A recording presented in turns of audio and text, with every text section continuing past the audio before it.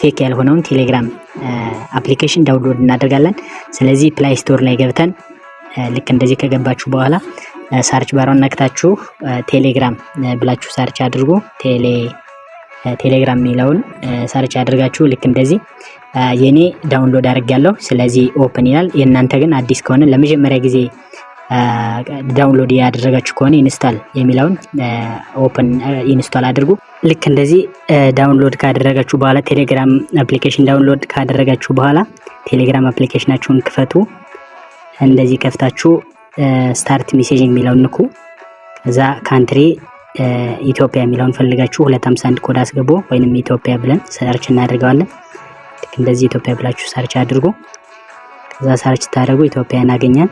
ከዛ ኮዳችንን 251 ብለን ስልካችንን 9 ብለን እንጀምራለን።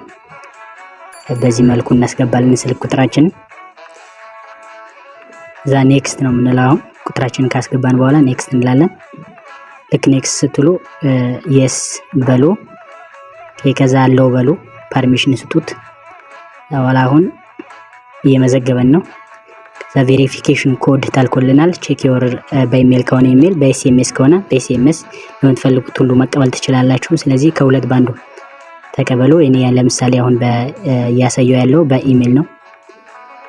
በኤስኤምኤስ መቀበል ትችላላችሁ። እንጠብቃለን። ስለዚህ አሁን ደርሶናል፣ እናስገባለን። ያው የደረሰውን ፓስወርድ አስገቡ። ልክ እንደዚህ ቬሪፊኬሽን ኮድ ነው ይሄ። ኦኬ። ስለዚህ አትሳሳቱ ስታስገቡ። አሁን ተሳስተን ነውኛ፣ ያው መልሰን እናስገባለን። እንደዚህ አድርገን አስገባን።